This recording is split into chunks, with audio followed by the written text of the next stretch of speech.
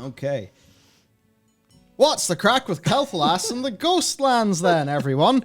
Well, as Keyboard Turners pointed out on Twitter, there have been a bunch of objects across the Ghostlands, and Eversong rotated, causing the entire map file to be rebaked. While they say this may mean nothing, these changes also remove all of the invisible walls in and around the area.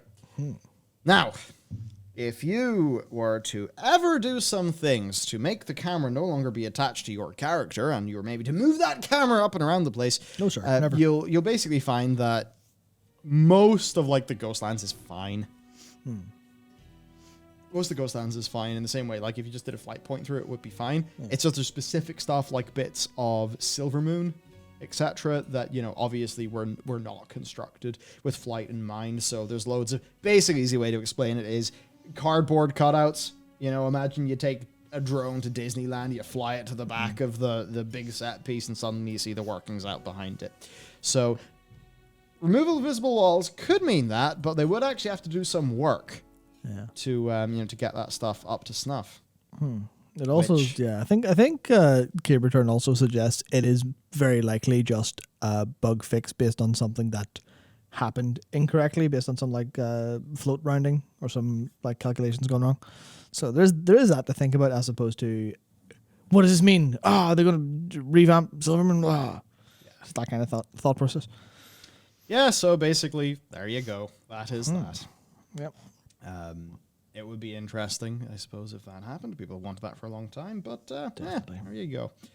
There would be more dev work to do to get that working than just removing the wall. So next then, the pink chunky boys are now tameable. So the pink elekks can be tamed. Only if you're half cut. Yeah, that's it. You got to be drunk or wearing the synth. Yeah, the synth blue. The synth. Or the synth? Yeah, the synth brew goggles. Yes, as in synthesizing brew. Yes, I'm very stupid. So there you go. As reported by WowPetopia on Twitter earlier this week, the pink elekk that appears in the Grim Guzzler in Blackrock Depths, standard non-core and dire brew version of it, when very drunk or using the goggles, can be tamed by hunters. So you can be a hunter with a big pink elephant. It would be really interesting, and I'm pretty sure it doesn't work this way. I imagine that the restriction on viewing them, unless you're drunk, goes away when they're tamed. But it would be very funny for a hunter to have an invisible pink elephant doing all its work. That would have been a nice touch. So it would have. I think there may have been some readability issues on that one. Maybe some targeting issues, maybe. Because I just thought, what if you did that in PvP? I think it might go a bit wrong. But, Next, right. Mage Tower achievements, Feat of Strength, and Book Mount. So, achievements. A Tour of Towering Success, and Tower Overwhelming have been added into the game.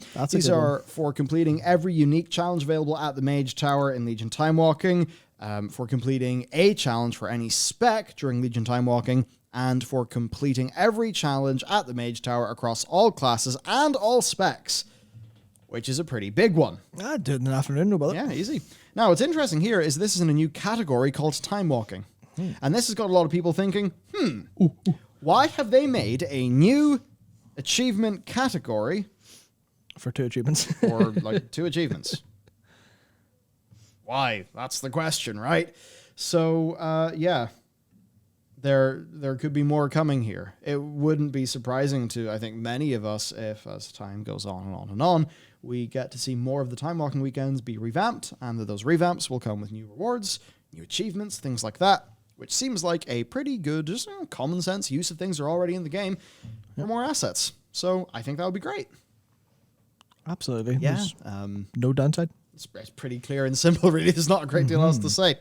Right, so there is that. Okay, but there's also this. The Soaring spelltome. This is the mount that you get. And this is for doing all 7 of the Mage Tower challenges. It doesn't matter what like class or spec combo, just do all 7 of the challenges. And you will get this. And man, it's a really cool mount. I just like how it looks. It's a really nice asset. And there's also this. So there's some runes and things to get into. So there's Khadgar and the fairy. Yep. Got Khadgar, got a fairy. I think I saw somebody say there were some runes that they recognized from Odin, was it? Maybe from Odin? Who knows? But maybe there is a degree of reading into that can be done. Yep. It also has some pretty darn cool... hang on. Probably shouldn't. Yep.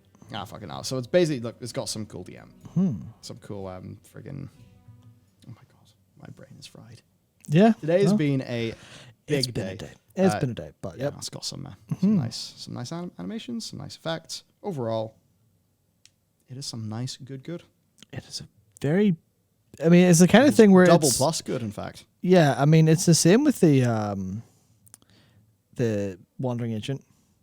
They've just done a great job of going, we've put a lot of effort into our mounts. They're very, very good. It's kind of thing where they've definitely leveled up their asset game for Shadowlands. They just need just need to keep that going. And also, I hope it hasn't completely taken out their ability to make them quickly. Actually, no, I'll take it back.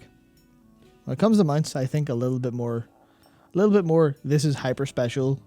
There aren't quite so many of them. Yeah, But totally. they come from better places. Might be the better move going forward. So. Yeah, 9.1.5 is absolutely what, or 9.1 even is what shows us that, like, yeah, great, you gave us 500 million mounts, and they feel very samey and like there's not that many. Yep. This is a cool mount. This is a mount where you have this mount, you're like, shit, look at this cool mount I've got. You're excited, you know, it's got great animations, great art, etc., etc., etc. It is, as Michael says in chat, it's a shop quality mount. Weird to see it in game. It's like that. It's great. Yeah, and also I think that kind of shows what people are a little bit worried by. You know, it's clearly shop mount quality. When's it going to be in the shop? Is the kind of fear I think people are genuinely having sometimes. Obviously, it's not going to be unless everyone at Blizzard has completely lost their minds. Well, in fairness, the ever-living, or the ever-living statuette, no, the tree. Yes, Wandering Ancient. The Wandering Ancient is also a store mount quality thing. It was free, though. That was free, but this also was one of the proposals. Oh, so it was, yes. This is one of the 4 proposals, so... You're right. There you go. Right. Yeah, it's a great mount, so that's something I think will be exciting to get. And if you see somebody with that mount, you know they've done all 7, so they're pretty cool. Really like it. Okay, moving on then. Glowy Nightborne hands. By time, like. Yeah, about time. So there was an initial message earlier this week. Hello, everyone. In this thread, there has been passionate feedback for Nightborne to have the hand glow effect seen in some NPCs. We love the idea after reading your feedback and have been looking into the feasibility of bringing that to Nightborne character customizations. The effect is a bit more involved, has taken some finessing to figure out how to do it because it's a bit unique, but they say they've got a good grasp on it, and that in this week's PTR, they are bringing a version of this as a new customization to Nightborne females for testing with the male glow coming in a later PTR build. So there you go. It's work in progress, but people will be able to have those cool glowy hands. Also, there's a feature that people, like Blizzard, wasn't entirely sure was feasible. People asked for it. They investigated the feasibility, figured out it was possible but difficult, and then communicated all of that to us. Yeah. As opposed to going, here's the new thing, enjoy. They went, took us a while, but we got it. Here it is. Test it, please. It's very early. Give us feedback. That's, we'd be in a very different place had they been doing that for the past 7 or 8 years.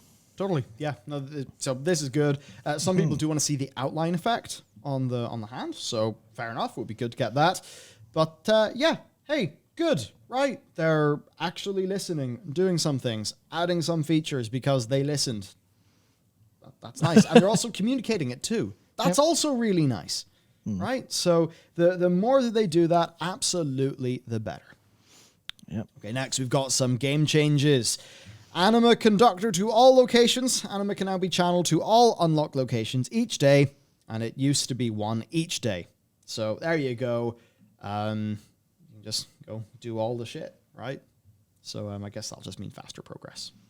Which, fair enough. It's not always the most fun content to do, but certainly for people, they'll be able to basically just activate all the things and then do a big sweep of clearing the map and get a bunch of rewards. So that's totally a way of playing the game. So that'll beef out the world content a bit. Then The time-walking raid bosses now count towards the weekly, so defeating raid bosses will now provide credit towards the time-walking weekly quest, a burning path through time, a frozen path through time, and a shattered path through time. I wonder, for some people, will it be easier to just quickly hop in, smash those bosses, and have that be faster than doing all of the, doing all the dungeons? Maybe. But either way, it's just nice that if your raid does want to do that, it's a bit more viable. I would certainly say to Blizzard, though, the time-walking raids are great, but let's think about how much more can be done with them, because I think it could be a lot. Yeah, I mean, I think this is like, to be, I don't want to say this is me like being cynical per se. I feel like time-walking raid uptick has been really, really quite low, even though it's been there, because they're a little bit messy, because they require a full group, because, you know, they're only up for a period of time. But I feel like this is a nice little way of going, if it's faster, people might actually do it, which is a fun case of, you know, because I don't think a lot of people would do the time walking when it rolls around if not for the quest that gives a decent reward. So I think that this is basically going to provide a substantial amount of uptick to that, which will be very, very good, because it's, you know, it's a raid that's queued for in that way, so you need the player base to actually want to do it. Yeah, which is certainly the more people who are. That's just one of those things. Like, the more people who do it, the more viable it is for others to do it. It kind of snowballs, and yeah, it was good for the health of the game. Yep. All right, another change. Profession changes. Mining ore drop rates across all zones, including Elythrium ore, increased by 20%. Whoa, Reasonable. just more ore now. Okay. Callous Hide and Heavy Callous Hide drop rates increased 20%. Jewel Crafting Essence drop rate increased 10%, and Lightless Silk drop rate increased 20%. So that is interesting. Not exactly what I would have expected. Maybe they just think that it's a bit too stingy now. Yeah, it's a very sort of strange. I'd love to know the actual reason behind this, like the literal reason, like, you know, why have you done this? Because there's so many different reasons it could be. And I was like, which of the many reasons is it? Well, if they want to increase supply, it's either because there's more demand to meet, or they want to have the prices for some things drop. That could be it as well. Maybe they hang on. That video's not. Damn. I was gonna say there's a video that maybe they saw. They must be looking over my shoulder and saw the video I wrote, and are making changes based on that. maybe maybe that one will be out soonish. So there we go.